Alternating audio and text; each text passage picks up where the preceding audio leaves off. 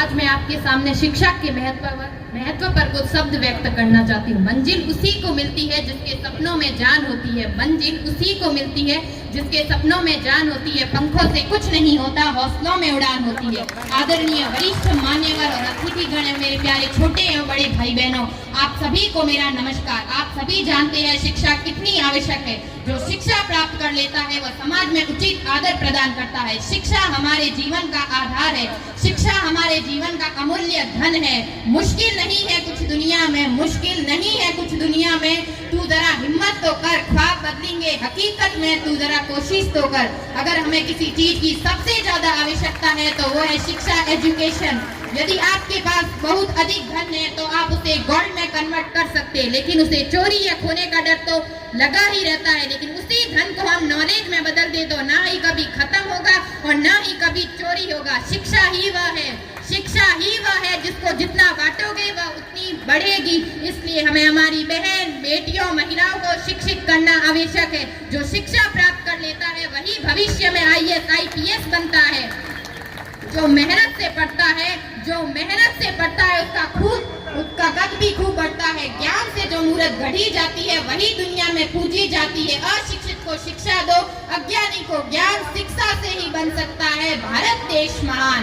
इसी पर महान अलेक्जेंडर ने कहा, मैं जीवन जीने के लिए पिता की ऋणी हूँ, लेकिन अच्छा जीवन जीने के लिए शिक्षा की ऋणी हूँ। अच्छा जीवन जीने के लिए शिक्षा की ऋणी हूँ। अगर इस दुनिया में शिक्षा ही नहीं होगी तो इंजीनियर, पायलट नहीं होंगे, ना इलाज के लिए डॉक्टर होंगे।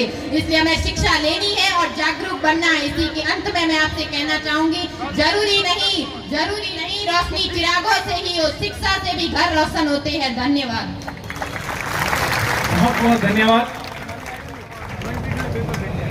बहुत शिक्षा के ओतप्रोत शब्दों द्वारा हमें लाभान्वित किया सुश्री पूजा कुमार ने। अब मेरा निवेदन रहेगा कार्यक्रम की अगली पंक्ति में श्री देवाराम जी सुथार। ओबीसी की एक छात्रावास हो, उसमें हमारे बच्चे पढ़े और पढ़ने के बाद में हमारी समाज की दिशा आगे बढ़े। मैं ज्यादा नहीं बोलते हुए आप साथियों से निवेदन करता हूं कि राजनीतिक में यदि अपना आदमी नहीं होगा तो हम आगे नहीं बढ़ सकते।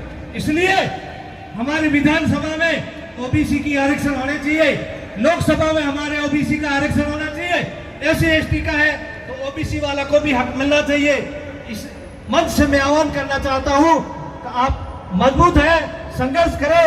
इस संघर्ष में 6 महीने बाकी है।